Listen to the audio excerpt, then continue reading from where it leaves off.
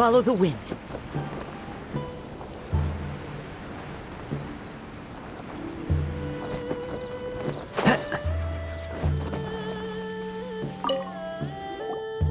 Wang Shu-in now hiring. Urgently seeking one temporary chef willing to pay top Mora, salary negotiable. Look, Traveler, an urgent hiring notice and they're paying top Mora too! Oh, Paimon likes the sound of that. You're right, it is strange.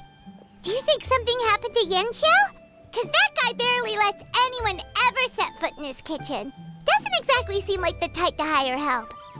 The notice says interested parties should go upstairs and talk to the innkeeper Huayan. Should we go and see what's up? Well, that. And to check up on Yanxiao, of course.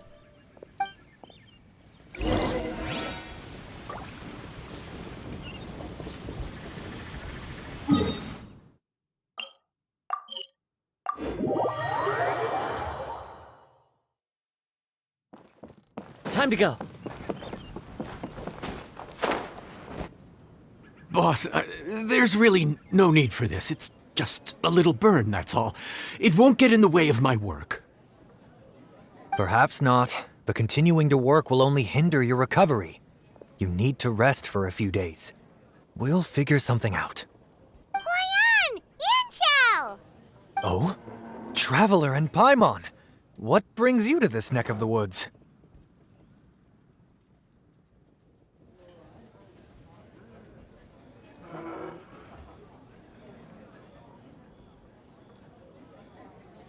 And we decided to come check up on Yanxiao. I knew we shouldn't have posted that notice. It's really nothing to worry about. I'm fine. I swear. How kind of you. My thanks to you both. And thanks on Yanxiao's behalf, too. There's nothing to be embarrassed about, Yanxiao. Just tell them what happened. Oh, all right. Well, basically, we had a lot of guests pouring in for the lantern rite. Things got busy, I started rushing, and I ended up accidentally burning my hand while plating a dish. Well, you know what they say. Play with fire long enough and you're bound to get burned. Even the best chefs slip up sometimes. Anyway, it's nothing, just a tiny burn. I can still... Now, I don't want you pushing yourself. You'll only make it worse, and then you'll be looking at more than just a couple of days off to recover. But the lantern rite's only just finished, and we're still getting tons of guests. Now's not a good time for me to rest. Plus, lots of the guests are visiting from other nations. We can't just bring in some random chef off the street. We have a reputation to uphold. I refuse to let someone else ruin the good name we've made for ourselves here. Listen to you. Anyone would think that you're the boss and not me. But he's not wrong. Yanxiao was one of the favorites in the Masterful Chefs tournament. No matter how you look at it, his are big boots to fill. I don't mean to boast, but any chef of my caliber probably has their own restaurant to look after. It's not going to be easy to find someone who's got the skills and has the time to help us out. Looks like we might have to increase the pay we're offering even further. Do we know anyone that's a good chef and has the time to help out? Oh, of course, you! Oh, right. Yes. Now I think about it, I do recall hearing good things about your cooking ability. I suppose I'd added you to my mental list of people who can hold their own in a combat situation, but forgot you can cook. Why are you even keeping a mental list of people who can fight? Maybe a story for another time. More importantly, I'm sure Yanxiao would be comfortable leaving his kitchen in your hands, if anyone's. What do you think, Yanxiao?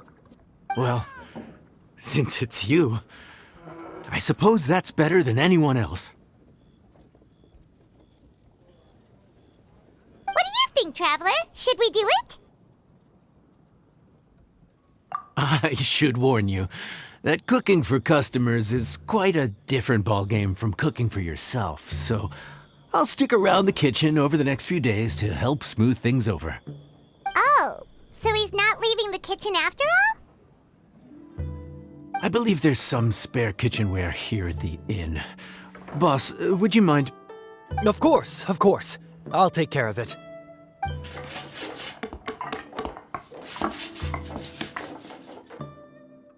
Whew. All done.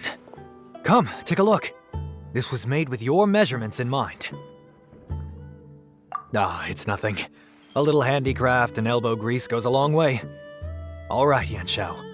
I'll leave you to take it from here.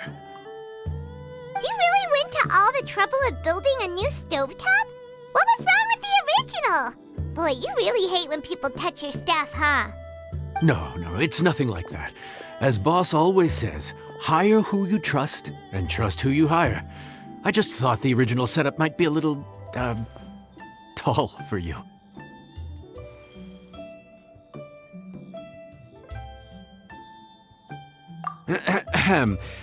Anyway, as I was saying, cooking for guests is different from cooking for yourself. Not only do you have to execute on taste, aroma, and appearance, but you also need to ensure speed, precision, and consistency. Having the right equipment is a big part of that. Ill-suited equipment doesn't just make the job more tiring, it also slows you down. And paying customers don't have unlimited patience.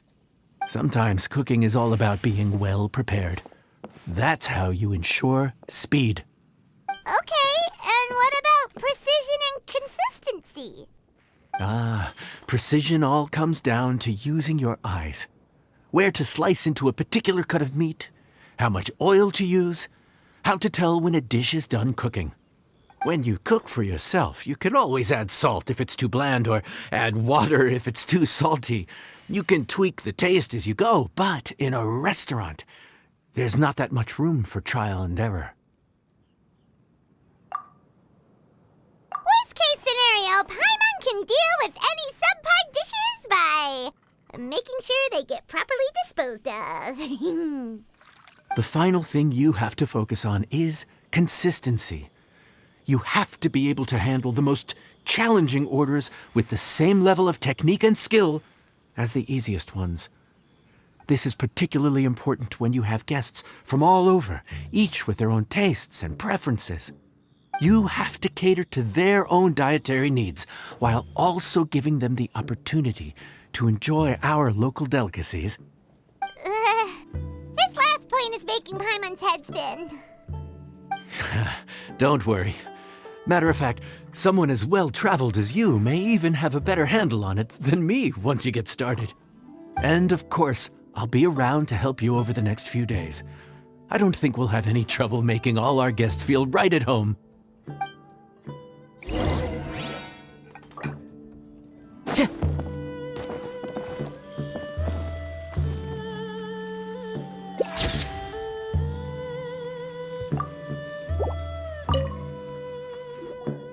There's no time to lose, so let's get started.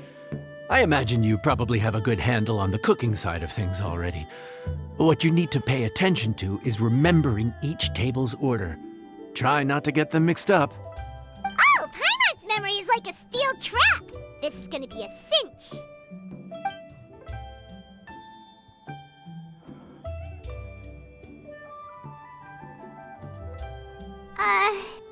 Which ticket are we on again? Table 1 was onions, but no chilies.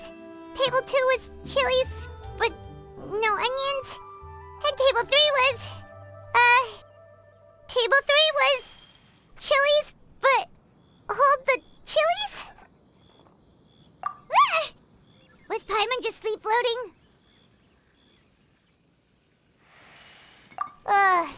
We didn't even get a break in the middle. Paimon's brain has turned to mush. Is it always this busy here? No, but this is peak season. You both did a mighty fine job for your first time serving guests at the inn. Luckily, all our customers were familiar faces this time around, so we didn't get any strange requests. Otherwise, today would have been even more challenging. No strange request? Someone asked for almond tofu drizzled in soy sauce. Even Paimon has never tried that combination. It's a wide world out there. People have all kinds of different tastes. Being able to cater to all is the real essence of Liyue cuisine.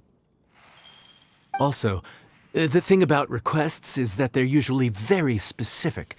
So as long as you do what they asked, you're unlikely to have any issues. What's really tricky is when guests give you free rein to do anything you want. Excuse me. Are you still open by any chance? Huh? Paimon knows that voice. Let's go check it out! What should we do? It doesn't look like anyone's here. If only we'd gotten here a bit sooner. It's all right. If we start building a campfire now, we'll be eating before too long. Right. Besides, if anyone's to blame, it's Linny. So busy being a greedy culture vulture that he lost track of time. Linny, Lynette, Fremine, it is you! Paimon? So, is the Traveler here?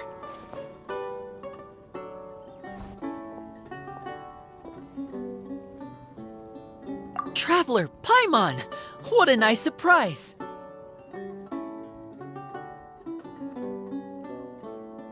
Paimon was gonna say the same thing! We're just lending a helping hand at the inn.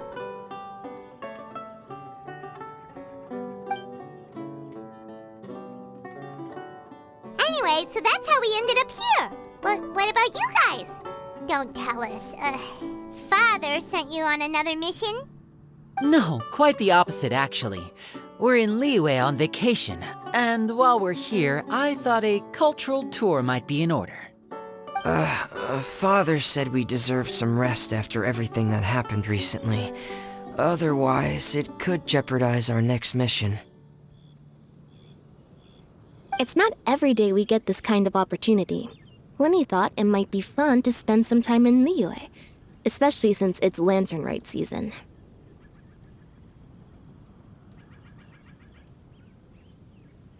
We could hardly pass up the opportunity to watch a Liyue-style magic show. Although, I think they call it conjuring here. In our time here, we've seen conjuring tricks incorporated into a Liyue opera show, and even a wushu dance. It was amazing. So, we decided to stay here for a few more days to see what other forms of inspiration this land might have in store for us. We visited Granny Roshin in Chingsa village not long ago, and today we continued our cultural tour in the area around here. In the end, though, we lost track of time. We haven't even eaten anything yet. And speaking of eating, as you know, seafood is a big part of both Liyue and Fontaine cuisine, but it's cooked very differently here.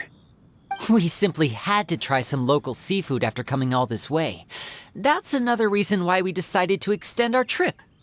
Oh, need any recommendations? What have you tried so far? That fish one with the misleading name. Sounds bland, but it's drowning in hot chilies. Oh, you mean blackback perch soup? You're right, the name doesn't give much away. It looked and smelled so appetizing that Lynette took a huge mouthful, blissfully unaware that she was about to set her mouth on fire. She could barely speak for the rest of the day after that. Luckily, that wasn't a huge adjustment for her.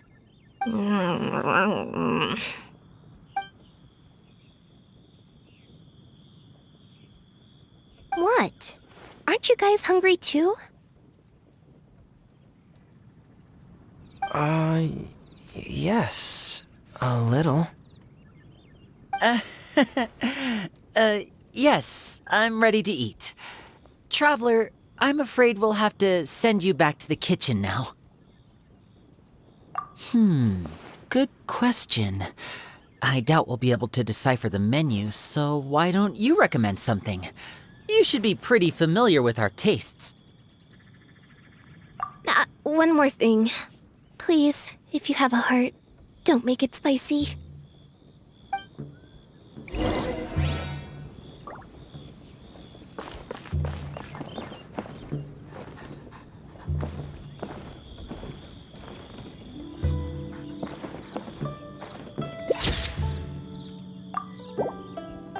I thought the blackback perch stew was actually pretty tasty.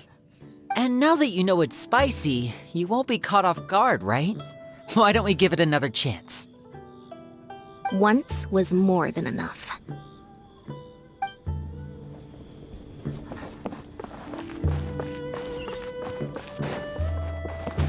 Follow the wind.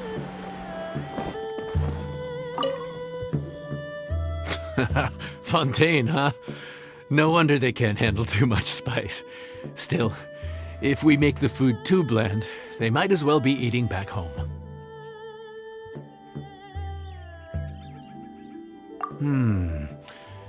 There's this crab and shrimp stir-fry I know that could work. It's quite heavily seasoned, but it's a lot milder than it looks. It has a light but really satisfying flavor. Ooh, that sounds perfect! What's it called? Well, this is where it gets interesting. They call it the Palace Jewels. The crab roe is supposed to look like pearls of gold, and the shrimp meat like chunks of jade. Here's the recipe. When you're ready, go ahead and give it a try.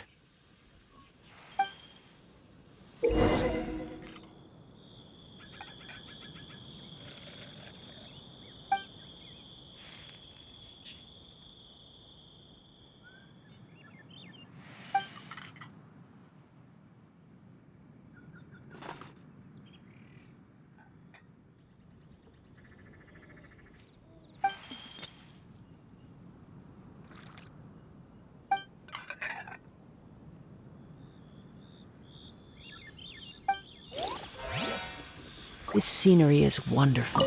Crab roe like pearls of gold, shrimp meat like chunks of jade. Whoever wrote this recipe had quite the imagination.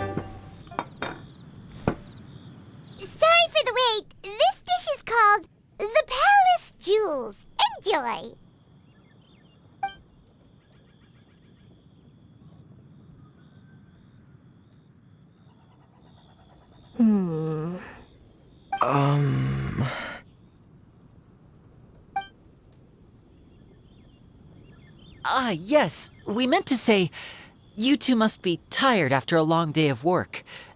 Do you want to eat with us? Oh, now that you mention it, Paimon is a little hungry. Well, if you insist, then who are we to refuse? Oh, right, of course. You're still our customers. Why aren't you eating? The sauce looks a little overpowering. According to Liyue custom, it's probably good table manners to let someone else go first.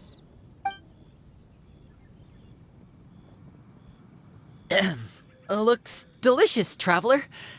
I guess I'll dig in first. Here goes. What is it? Do you need some water? No. It's delicious. The flavor is so pure. It's drenched in sauce, but somehow it just enhances the natural flavor of the seafood. Try it for yourselves.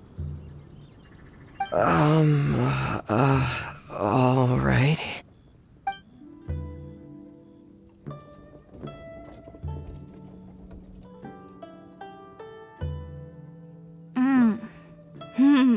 What is that? Crab roe? Yep, you have quite the palate, Lynette. No wonder it pairs so well with the shrimp meat. I've never seen it prepared this way before. According to the creator, chewy crab complements succulent shrimp, making a spectacular seafood ensemble with a succulent flavor and luscious mouthfeel. The crab roe glitters like pearls of gold, and the shrimp shines like chunks of jade. Hence its name, the Palace Jewels. So that's where the name comes from. Huh. I suppose it's quite fitting then. Was Paimon always this well-spoken? This dish must be right up your alley, Lynette. Huh? It's half gone already? When did that happen? I heard that in Liyue, the biggest compliment you can pay to the chef is to leave a clean plate. It's delicious. Thank you ever so much. Wait, don't fight over it! Hey, leave some for Paimon!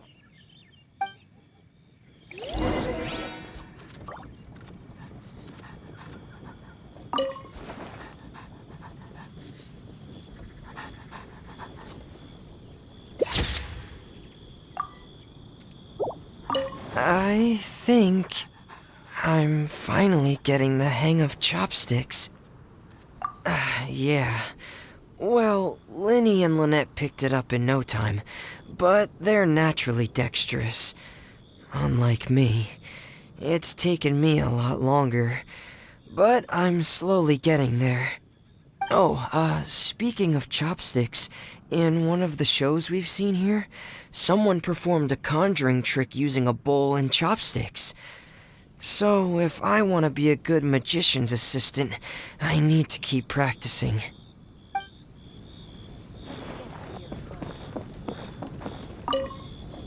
Lynette's not usually so forthcoming about what she likes.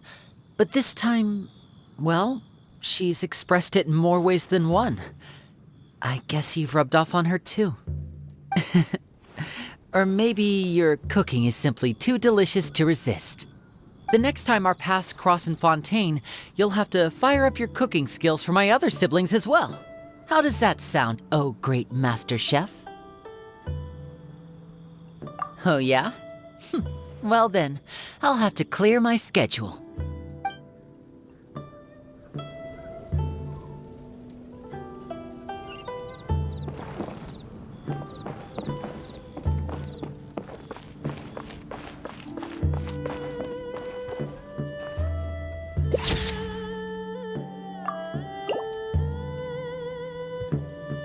Calorie surplus detected. Digestion mode engaged. Yeah. Well, Linny and I are usually careful about what we eat because we have to stay in performance shape. That Plus, it's generally bad manners to overindulge at the dinner table. But once in a while, it's nice to treat yourself in the company of family. Besides, if I'd waited until my brothers were finished trying to outpolite each other, the food would have gone cold.